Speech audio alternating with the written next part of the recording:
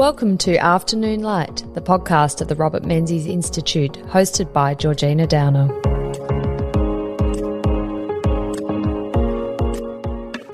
The Korean War is often called the Forgotten War. Last year marked 70 years since the signing of the Armistice Agreement, which ended the 3-year conflict in which 340 Australians lost their lives. These soldiers were part of a UN force which defended South Korea from an invasion from the Communist North. The conflict was the first flare-up of the Cold War in the Asia-Pacific and the first to which the Menzies government committed Australian ground troops. The most significant battle for Australian troops in the Korean War was the Battle of Kapyong. Joining me to discuss this battle and the Korean War is David Cameron, all the way from Canberra. And lovely to have you on Afternoon Light, David. Thank you. I'm honoured to be here, Jen. David, tell me why it is that the Korean War is called the Forgotten War. I've been mulling over that question, and it actually, the quote at the end of the book where one of the soldiers says, "I don't know why people call it the Forgotten War because I've never been able to forget it." Very poignant. And it seems to be that maybe it was only 5 years after the Second World War, and I think people were just fed up with the whole atmosphere, and they didn't see Korea as being particularly important. A lot of people wondering why we were in Korea. So it wasn't like fighting the Nazis or the Japanese before. Why are we there? And the Cold War was just ramping up. It may have happened a few years later, like Vietnam. It would have been far more recognised. But I think it was a hangover for World War II. And also the Red Sun of the Bed scare was just now starting to take up. Like I said, when Vietnam came along, that concept was pretty well developed. So, yeah, I think that's the particular reason why most people, MASH came along, the series, very few people cared about it. And it's funny with MASH, it was a very long-running series, very popular series, and look, Yeah. I remember it was still going in my childhood. A lot of people would say, oh, that's about the Vietnam War. They won't even realise that it's about the Korean War. Definitely. Vietnam is far more recognised than Korea, unfortunately. I mean, would part of that be because it never really ended? I mean, it just ended in an armistice. That's a good point. Technically, it's still going. It's basically a ceasefire, but there hasn't been a peace treaty. So technically the war is on hold. Not that I think it's ever going to start up again, I hope not. Right. But it never really ended. Well, you never know with the Kim family of North Korea what they might next do. David, I wondered if you could briefly describe the pre-Korean War history around Korea, because, you know, they're really in terms of the geographical location, they really are at a very sort of strategic, difficult location in terms of, you know, Japan, China and Russia. And they have in their history, of course, been seen as a bit of a pawn in regional affairs, haven't they? Oh, definitely. And that's the point. It's basically squeezed in between Japan, what was in Imperial Russia, and Imperial China. It was always sort of a bit of a backwater. It was called the Hermit Kingdom until about the mid-19th century. Basically, China was big brother to Little Korea, and China's heavy influence on Korea. That was up until about 1895 when the Empress of Korea called in Japanese and Chinese troops to put down a rebellion in the kingdom. By the time the Japanese and the Chinese troops arrived, the rebellion had been put down, but then they turned on each other because they both decided they wanted to take the peninsula. That's the Sino-Japanese War. The Japanese completely crushed the Chinese imperial forces. The Japanese were trained by the German army and their fleet was trained by the British fleet Admiralty. So they had better equipment, better staff training, a whole bit. So the Chinese basically had to pull out. Now, it was decided that Japan would not be allowed to occupy Korea. So what happened is, while this was going on, the Russians, Imperial Russia, moved into Korea while Chinese and Japanese were fighting. And so up until 1905, the Russians had annexed Korea. Then the Japanese, like they did in Pearl Harbor, did a sneak attack on the Russians in 1905 war. And then the Japanese again comprehensively defeated the Russians and they occupied Korea in 1904-05. And the Russians were pushed out. And then subsequently in 1910, the Japanese took over Korea, annexed it as part of their territory. It was part of their territory until 1945 at the end of the war. So you always had these conflicting parties because, as you said, Korea was smack bang in the middle of the infighting between Japan, Russia and China. Yes, and of course in 1945 the Japanese are defeated by the Allies and surrender, Right. and that then begs the question, what becomes of Korea, which had been, a colony of Japan since 1910? Yeah, there have been extensive talks, reason before he died, in Churchill and Stalin, and Korea never really fit into their plans. I mean, the Potsdam, they knew what the world was going to be divided up, but no one really thought about Korea. And just before the 2 bombs were dropped on Japan, Truman found out that Russia was about to invade or declare war on Japan, because Russia had, USSR, the Soviet Union, hadn't declared war. So at the very last part of the war, the Russians decided they would declare war. When this happened, just at the conclusion of the war, there was only 2 parties that could occupy Japanese-occupied Korea. That was the USSR and the USA. So it was both decided Russia would occupy the northern parts of Korea above the 38th parallel, and the US would occupy and disarm the Japanese below the 38th parallel, which basically established North and South Korea. There were talks about establishing a whole united Korea, either democratic or communist. Never really worked out because the UN wanted to have a mandate where everyone would get to vote. Stalin was totally against that, and he started implementing local communist groups into the area. And then it was quickly established that the US, the UN and USSR could not agree on what was happening with Korea, so they decided, well, we'll stick with the 38th parallel. There'll be a North and a South Korea, unofficially. Now, the reason the North Koreans invaded South Korea, that was largely because Kim Il-sung was concerned. He hadn't consolidated his power in the north. The Russians put him in as the leader, but you also had, in China, you had Chinese communists who wanted to take control of North Korea, and you also had Korean communists who wanted to take control. Kim Il-sung was trained by the Russians, and he served in Russia during the war. So the Chinese communist leader, he was trained by the Chinese communists, but he was actually Korean.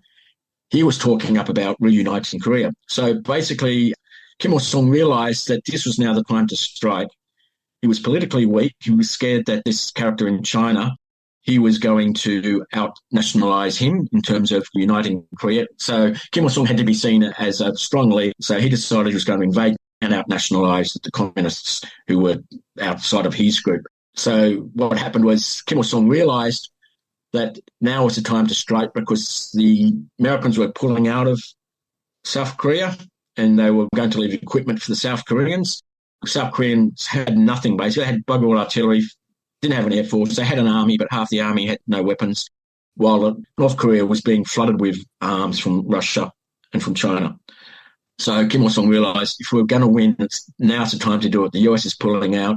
The army in the south is completely untrained. So on the 25th of June, 1950, Kim Il-sung invaded South Korea, with the aim of uniting the whole peninsula under the communist banner.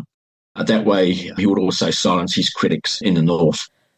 David, I just wondered if you could explain for me the significance of the 38th parallel. Why use that? Why was that significant in different, territorial disputes? It might be a river or a mountain range that divides things, but this was just a line of latitude, wasn't it?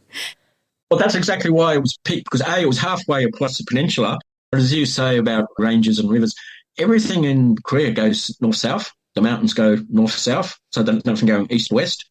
So it wasn't as if you had a river running east-west across the peninsula. Everything seems to go north-south. And the invasion always, the valleys and mountains running down the peninsula. So you don't have a nice horizontal, if you look at the map, horizontal split where you could draw a line, because everything's running north and south. Rivers run north-south. Valleys and mountains run north-south. So there's no convenient spot that you can draw a line across the peninsula. And conveniently, the 38th parallel is basically right smack bang in the middle of North and South Korea, and that's where they picked it. And originally, when Truman knew that the Russians were going to move into Korea after the war to occupy the northern part of Korea and to disarm the Japanese, there was a real concern that the Russians weren't going to stop at the 38th parallel. And Truman was really worried, because he was preoccupied trying to get troops into Japan. The Russians wouldn't stop at the 38th parallel and occupy the whole peninsula. But Stalin, for some reason, true to his word, which he very seldom kept to his word, the Russian troops stopped at the 38th parallel. Yeah, and the US and the UN signed a great sigh of relief that they did.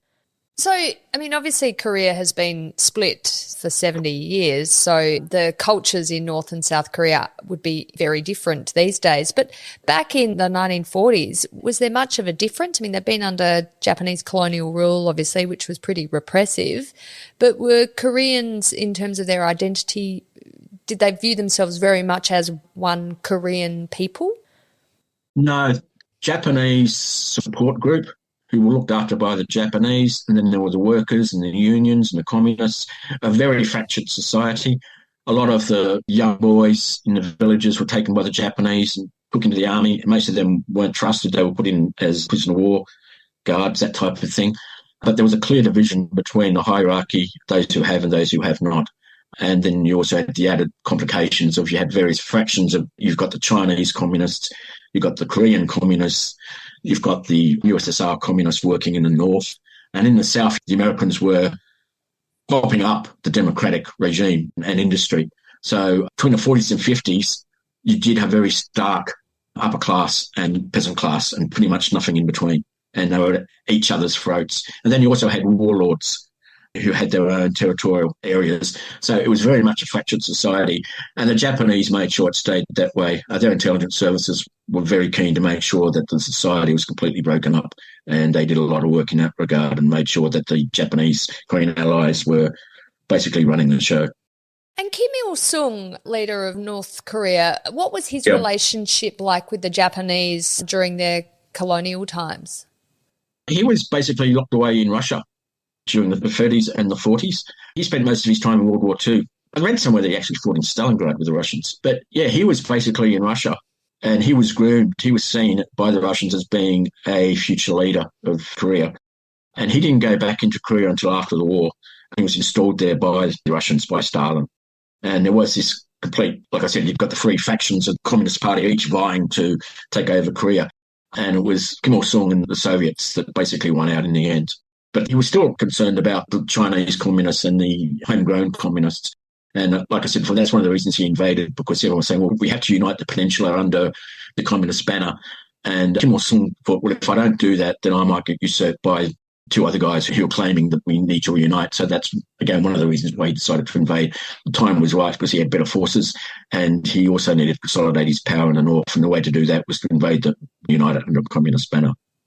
And David, what about the leadership in South Korea then? What were they like? Obviously, the United States was not exactly leaving them with an enormous amount of military equipment and training and a sophisticated force that would have been able to defend against the North Korean attack. But the Syngman regime was controversial, wasn't it, in South Korea? Yeah, it was very corrupt. He also wanted to unite democratic Korea. US had to continually tell him to back off because he wanted to use US forces and US equipment to invade the north while the US were there. It was a very corrupt government, and in many ways it sort of reflects what was happening in South Vietnam to a degree. But again, he didn't come back to Korea until after the war. He spent most of his time in the US. And like Kim Il-sung, who came back into North Korea at the end of the war, Rhee came into South Korea at the end of the war. So you had the US sponsoring Rhee, and then you had the Soviets sponsoring Kim Il-sung. And both of the Korean leaders wanted to invade the other, wanted to unite Korea, either as communist or as democratic government. Yeah. And it was the US and the USSR to a degree that was trying to push them back, saying, we've got this north-south arrangement, let's just settle down. And it was only because when the Russians basically started to focus on what was happening in Europe to a degree that Kim Il-sung got his own way. And like I said, the US were actually pulling out of Korea because the Marshall Plan was costing them a fortune. Their main concerns was post-Russian invasion of Iran and Greece. So even Australia were thinking more about Greece rather than Pacific. Australia, Menzies' government was actually thinking about sending troops, possible invasion by Russia of Greece by the Soviet Union. So our forces even then were thinking, well, if we go to war, if there's going to be another war, it's going to be in Greece, it's going to be in Iran, it's not in Korea. But then Kim Il-sung's invasion changed all that. Do you think the US intelligence on Korea at the time was lacking? Were they unprepared? They didn't realise quite what the Soviet Union... Well, they realised. They sent out communiques, and the Soviets sent out communiques, and the military command sent out communiques that the Russian North Korean army had divisions of tanks and troops just on the border. And this was just a week or so before the invasion. But the assessment was that it was just posturing, that without direct involvement by the USSR, and they firmly believed, the State Department believed that the USSR would not support an invasion of the north into the south. Even though there was a large-scale build-up and it was recognised, they were just, it's just posturing by North Koreans, not going to do anything. And then they did. And then they did. So what was the reaction of the international community then, David, to Kim Il-sung's invasion of South Korea? Well, the US immediately didn't want to be seen to be doing it alone. The world obviously was really upset by the whole invasion. The US and the UN saw this as a major threat. This was the my theory: if the communists take over Korea, then they'll take over Vietnam. And, and that was a valid point. You had to draw a line in the sand. And so the US, with UN support, people got no idea how many countries were involved in the conflict in Korea. It was a tiny little place, but basically you had 20 or 30 nations supporting the Americans. The Americans did 90% of the heavy lifting in terms of troops that were there, equipment. Australia certainly punched well above its weight, but you had about 25 nations there fighting the North Koreans, and that was the UN mandate. So the UN was basically technically running the show in a sense. The US were really running it, but it was under a UN mandate. And basically the West supported the UN's protocol that USSR should. The North Koreans had to pull out of South Korea. When they didn't, as I said before, when the North invaded, they had no troubles. They just swept down the peninsula, and the US troops were trying to force into a pocket down in the south. And MacArthur launched Incheon landings way up north, which basically he sent in a large UN contingent, mainly US troops, invaded Incheon way up north, which then cut off the supply line of the North Korean troops who were fighting down south, and they had to withdraw, otherwise they'd have no supplies. So it was a brilliant piece of work by MacArthur by doing this great. He's boxed up into a tiny area in the south because the North has pushed them all the way down, and then he launched this invasion further north on the west coast, which then forced North Koreans to pull back. Otherwise, they would have been cut off. And that, in a sense, drove the Chinese into the war. Up until then, it had been totally just the Koreans. MacArthur rather arrogantly decided he was going to go all the way to the Yalu River, which is the border with Manchuria. It was only a year before that China, the nationalists, had been taken out by the communist government in China in 1949. Up until then, it had been the nationalists. Before we get on to the actual battles in the Korean War and, of course, the Battle of Kapyong, which is a particularly significant battle for the Australian troops, I'd love you to talk through how it was that Australians ended up becoming involved in the Korean War, because it is quite an extraordinary set of events that leads to Australia committing the troops. And, of course, Prime Minister Menzies is in government at this stage, but he's not exactly keen to send the troops, is he? No. Originally, the Australians, after the war with Japan, Australia was commanding the British Commonwealth Occupation Forces. These were the Commonwealth forces with the British who went in to occupy Japan on behalf of the Allied forces.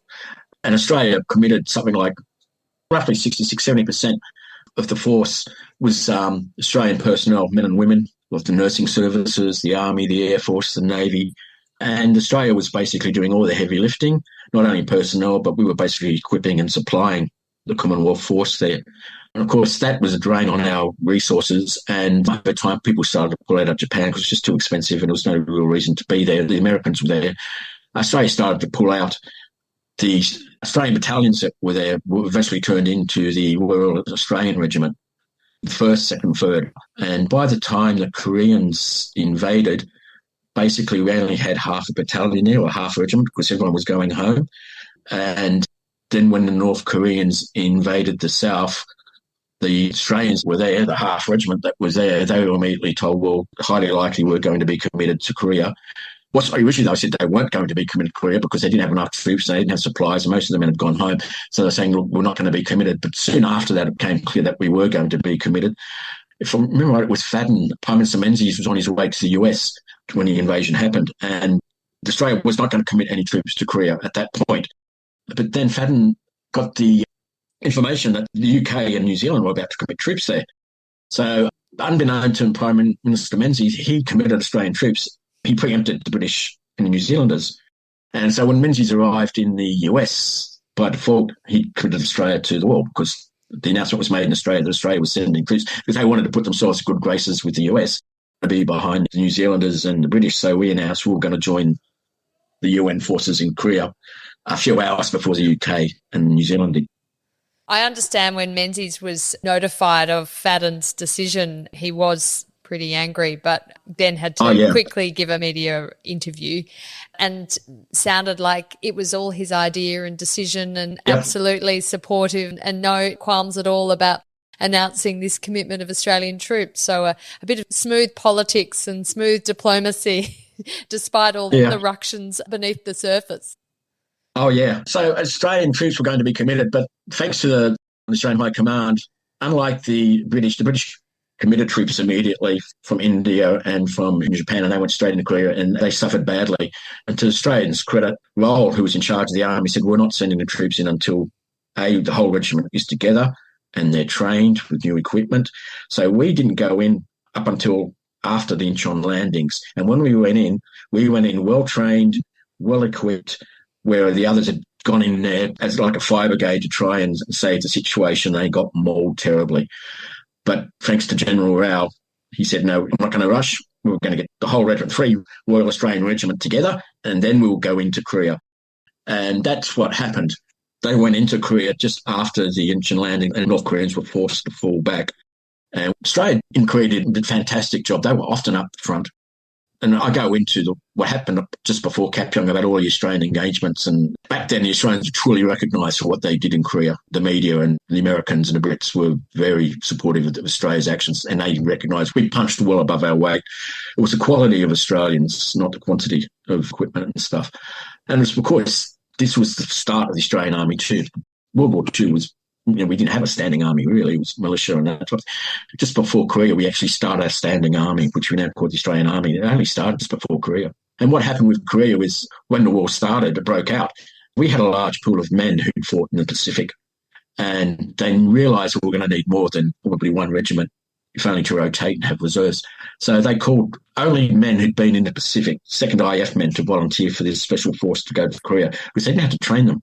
They'd spent 5-6 years fighting the Germans and the Japanese. So a large force, they wanted 1,000 and ended up getting, I think, 3,000 volunteers. And they all eventually got used. But we had a really good supply of troops. And the British and the Australians, New Zealanders were pretty much the only allies who supplied our own equipment. Yanks supplied everybody else. Like Vietnam, they supplied everybody American equipment. But the British, Australians, New Zealanders, we funded ourselves. And, it was a quite astounding feat. Battles that the Australians fought. They were amongst the furthest north just before the Chinese invaded. David, it'd be really interesting to hear about why it was China particularly entered the Korean War, and obviously the Battle of Kapyong is such a significant battle against where the Australian forces were fighting the Chinese forces directly.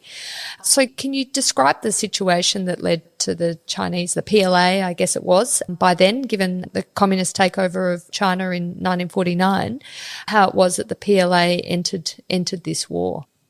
Sherman Mao had sent diplomats over to Russia before they knew the invasion was probably going to, just after the invasion occurred. And China was trying to get the USSR to support Korea. And you also had, Russia was trying to get the Chinese to support Korea. And China and Russia really didn't want to get involved. And so the negotiations were going on just as the invasion was going through. And then all of a sudden, when the Incheon landings and that forced the North Koreans to pull back, it was only because MacArthur, rather than ceasing when the North Koreans pulled back beyond Seoul, he decided to keep going.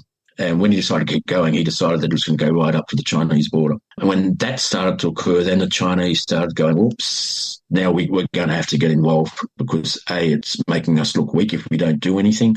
Stalin made it clear we're not doing it, right? The USSR is not doing anything in the war, not supplying personnel. So China was basically forced to intervene because North Korea was going to fall. The communist regime there was going to fall. But they also were concerned about their own border at the Yalu River, which separates North Korea from Manchuria. That's when the Chinese, at the last minute, decided that they were going to support North Korea because MacArthur was pushing all the way up to the Chinese border, which meant the defeat of Kim Il-sung and the communist North Korea. So China then fell in with North Korea and then launched a massive invasion, and the Australians were way up north. We were lucky we were pulled out, not because of the invasion, but because the Americans needed support. So we were pulled back to support an American division when the Chinese just crashed through, flooded into Korea. They went all the way through, captured Seoul. Now, I go a lot of detail of all the battles along the way, but it was to and fro, and MacArthur got to the point that he wanted to pull out of the peninsula altogether. With the Chinese flooding through, he just said, look, we can't hold them back. We're going to pull the forces out. But the generals on the ground, Ridgway was basically running the show in Korea. He did do a lot of solid fighting and was able to push back to some degree the invasion. So you had, for almost 12 months, you had this fluctuation of Chinese offensive, UN offensive. China, so they were pushing each other backwards and forwards. MacArthur was still wanting to pull out of the peninsula, and then he started getting concerned when he started talking about using limited nuclear weapons against China along the border in order to disrupt the invasion. And that's one of the reasons that MacArthur got sacked and Ridgway took over. For about 12 months, you had this back and forward offensives from either side, and it was coming into a stalemate. David, do you think that MacArthur pushing up to the Yalu River and obviously provoking China into sending its forces over the border, do you think that was a reckless act of MacArthur's? I mean, could that fighting have been avoided? I mean, thousands and thousands of lives were lost during that 12-month period. It was a pretty brutal period of the war, wasn't it? My understanding is that MacArthur had obviously the go-ahead to go into Incheon, but he didn't have the go-ahead to go up to the Yalu River. He was supposed to pull back and re-establish the 38 parallel. But then when the whole north side was being crushed, and obviously no one thought that China would come into the war, because China had only been established the year before with the nationals being thrown out. Truman said, okay, we'll go for it. And we'll establish Korea as one whole peninsula under a democratic regime. Of course, the Chinese didn't see it that way. And the Chinese didn't declare war because they were obviously scared about being at war with the USA. What they sent over were volunteer armies. They called themselves the Chinese Volunteer Army, well, volunteers from China. That wasn't officially, everyone knew it was the Chinese government. But they were officially just people from China who created their own armies to support their communist allies in the north. And so they were always touted as being the Chinese Communist Volunteer Army, not the PLA. So China never officially, or America officially, declared war on each other, but it was a de facto war between China and the USA and the UN. Yeah, very much the first Cold War proxy war, wasn't it? Very much so. David, the Battle of Kapyong happens in April 1951, very close to Anzac Day, actually, between the 23rd and 25th of April. This is the subject, of course, of the book you've written, Let the Bastards Come. And it'd be really interesting to hear your description of the events that led up to that particular battle and the extraordinary feats of heroism and military skill that the Australian troops displayed. Yeah, well, there's a thing called Operation Audacious, which the British commander of the 27th British Commonwealth Brigade, which included the Australians of Free RAR, they were finally pulled out of the line late April. They'd been fighting in the snow, and they'd been fighting for almost 12 months solid. So they finally got to go to a place called Kapyong in a valley, well behind the lines. And the Americans and the Chinese were both going to run an offensive round about that time. And they decided to give the Australians a whirl-in break and New Zealand gunners. So what the Americans planned to do was that they realised that Chinese North Koreans were going to launch an offensive. So they really wanted to suck the Chinese into Kapyong Valley. So what they planned is they put a North Korean division at the mouth of the valley, and either side they had 2 US infantry divisions. And next to them was the US cavalry division. They expected when the North invaded that the South Korean division, 6th South Korean division, would collapse and run down the valley. And then the Chinese would flood into the valley. And then the US cavalry division would then slot in behind the Chinese where the Koreans had been. And there you'd have 3 US divisions cutting off the Chinese in the valley, forcing them to surrender. That was the plan. But unfortunately, not only did the Chinese launch a massive offensive in the Kapyong area, they also launched one against Seoul. And the US cavalry division got sucked into fighting around Seoul, so it wasn't there to plug in the gap. Unbeknownst to the Australians and the Brit and New Zealanders, a massive Chinese floodgate had just occurred, and they weren't informed about this Operation Audacious, as they called it. They had no idea this was a plan, and they had no idea that it was going to be an offensive. And so the morning of the 22nd April, the Chinese were flooding down the valley, and the Australians, who were basically getting ready to have an Anzac Day commemoration with New Zealanders, not only New Zealanders, but the Turks were not far away. So the Turks, New Zealand, and the Australians were going to have an Anzac Day commemoration, barbecue and commemorate the fallen. But, of course, the Turks got pulled away to protect Seoul, and then the Australians and New Zealanders found themselves fighting a Japanese 118th Division. When you got the valley, you basically, as I said before, the valley runs north-south, and the South Korean troops were throwing away their weapons, and the Australians are seeing all these troops flooding through their camp. And then all of a sudden, the Australian officers are being called away, and they're informed, well, there's actually been an offensive, and look at the Chinese division heading our way. It's going to arrive tonight, probably. And the Commonwealth Brigade there was basically the Australians and the Canadians were called in to do what the US cavalry was supposed to do, like block the Chinese advance. The US cavalry division, now were going to get basically 2 battalions, one Australian battalion or regiment, and one, the Princess Letitia Canadian Light Infantry. So you've got basically 2, what in normal terms would call a battalion, 2 battalions fighting a whole Chinese division. And the division normally has something like 12 battalions. So you've got 2 battalions fighting. Technically, we're going to fight 12. So the Australians took up one position that was just in front of the position where the Canadians were holding. So the Australians were on the right and the Canadians were on the left, and the Australians were forward.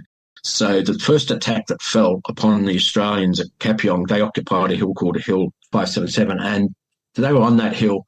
And that's the first day for 24 hours, the Chinese 118th Division concentrated on taking out the Australian position. The Australians on Hill 504 bore the brunt of all of the fighting for the first 24 hours, while the Canadians just to their left and left south, they were attacked in the second day, and they fought for about 12 hours. So throughout the night, they could hear the Chinese surrounding them. The main attacks started around about 11 o'clock at night. They knew there was a whole Chinese division in front of them. The Australian regiment was there. We had an A company held the ridge where the Chinese did the bulk of the attack, and you had B Company, which was in a really precarious position between this big hill, 504. You had another at the road, and on the other side of the road, you had a little hill called 118. That's where B Company was. So they were totally isolated.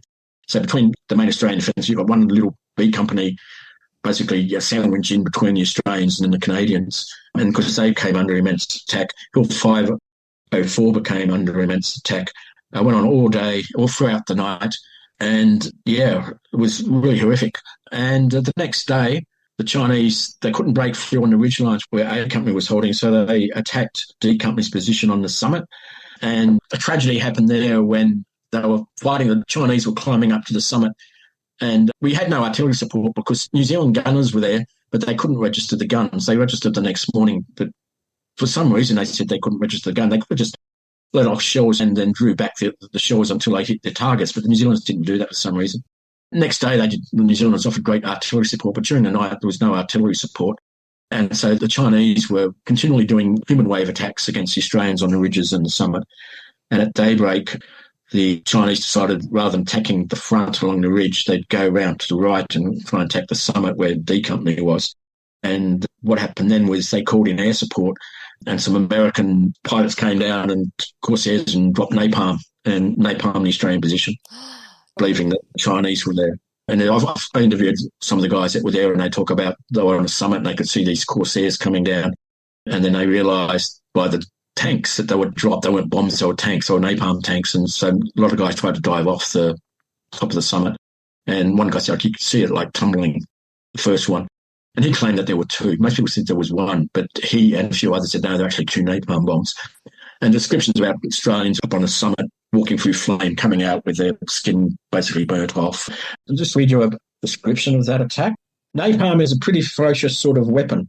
This is a quote from the digger that was there. Fortunately, the bomb itself missed the main D Company position and landed on perimeter near D and 11 platoons. That set off a good deal of ammunition stored there and caused some problems for the lads. After the napalm hit, I began to go around in my capacity as a medical orderly and pulled people out and tend to their injuries. I was reaching into a trench to grab a chap who had his grenade lined up on the edge, which was customary at the time. The grenades went off and blew me a considerable distance down the hill. Luck being what it was, I got very few injuries out of it, just a few shrapnel wounds to the leg. Early in the morning, I'd been wounded in the fore part of the head. I must have looked at sight. I was sitting there stunned and no doubt feeling a bit sick and sorry for myself. I then saw the appalling apparition. A man with no flesh. His hands were dripping flesh, completely naked. As he walked, I saw the huge bloated feet. The sticks of stones came up through his feet. He sat down next to me. I didn't know who he was. He looked at me and he said, Jesus, Nugget, you've had a bad day. Gee, well, that's an understatement. The outcome of the Battle of Kapyong, David, 32 Australians were killed and 59 wounded, which I understand was a casualty rate of around 18%. There were 10 Canadians killed and 23 wounded. Was it 3 Americans killed and 12 wounded, with 2 tanks destroyed, and 2 New Zealanders killed and 5 wounded. I mean, these are casualties of war, of this battle, and tragic. And then you look at the Chinese side, over 1,000 killed and wounded, a casualty rate exceeding 20%. So the Australian side, with the Americans, New Zealanders, certainly received less casualties, didn't it, than the Chinese side. But quite extraordinary to think that just fewer than 1,200 Australians, Canadians and New Zealanders were able to hold off a Chinese division of 6,000 men. The 2 battalions, you basically had 1,100. You had roughly 500 Australians and you had between 600 to 700 Canadians. They both fought separate battles in a sense. The Australians for 24 hours held up the Chinese advance. They were forced, after the napalm attack, they realised that they weren't going to be able to hold out the night. So they decided they were going to pull out. So when they pulled out then during the night, the Chinese then turned their focus on the Koreans. By then, the New Zealanders had their artillery in place, and the artillery the day after the initial assault was fantastic. They broke up the Chinese offensive, and the Canadians had one hell of a fight there. But luckily, the Chinese, after that, when daylight came, they realised that they couldn't break through because the artillery in daylight would just decimate the Chinese. So they had one last go. After the Australians pulled out, they decided they'll go for the Canadians. And during the night, they were doing human wave attacks, and they wanted to get close because the closer they got them, that means the artillery couldn't fire. But of course, it got to a point where Lieutenant Levy, the Canadians, actually caught in artillery fire on his own position because the Chinese human waves were all over his men. Phenomenally, the New Zealand artillery and American mortars bombarded that whole hill that this company was on and took out a number of Chinese. Not one Canadian was wounded because they were in foxholes. And luckily, none of the bombs or the shells landed in the foxholes. And they couldn't believe it. That artillery mortar fire lasted for about an hour. And when it was over, the Chinese were decimated, and then the men came out of their foxholes and they couldn't believe that none of them had been hit. Oh, what an extraordinary battle and set of events, and an amazing demonstration of bravery. The Battle of Kapyong saved Seoul, doesn't it, David? And for the remainder of the war, Seoul would not be recaptured. So it's an extremely significant battle. Oh, it is. It is. Why did the war, though, continue for another 2 years until 1953? Wasn't a resolution that could be found before then? There were some major battles that happened like within 6 months. Mariam-Mung-Sang, which is another Australian engagement that came with the Canadians. And I might just add that the Australians and the Canadians were given a presidential unit citation, which is very rare for Kapyong, for their actions at Kapyong. But for the last 2 years, it had turned into a stalemate, and it settled down. No offences were taking place. Everyone was, in a sense, let live.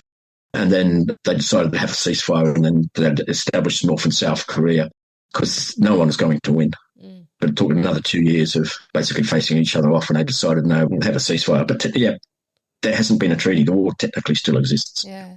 I mean, one of the consequences of Korea, beyond, of course, the division of the Korean Peninsula into North and South Korea, basically on a permanent basis now, is, of course, that it bound Australia and the United States much more closely, resulting in the signing of the ANZUS Treaty in September of 1951. Yep. So Percy Spender, the External Affairs Minister in the Menzies government, the early years of the Menzies government, he had worked incredibly hard to get the United States to agree to the alliance with Australia, and, of course, committing troops to Korea was part of that strategy to show that Australia and the United States could commit together to support the fight for freedom, the fight against communism. So that enduring legacy that we live with to this day is, of course, in the ANZUS. Because Prime Minister Menzies was very much a supporter of the Commonwealth, and by the 50s, we realised that we had to rely on Americans as allies, not the Brits. And, that's one of the reasons, not the sole reason, but, that's one of the reasons Vietnam, so Scott got involved in Vietnam to support America. And, there was a threat of communism and rolling on. It's not that simple, but we were, by 1960s, firmly committed to we're American allies, and allies have to support each other. Well, thank you very much, David, for joining me on Afternoon Light. It's been a great pleasure to delve into the Battle of Kapyong and the Korean War more broadly. No, thank you, Regina. Yeah, it was great to be here. Thank you.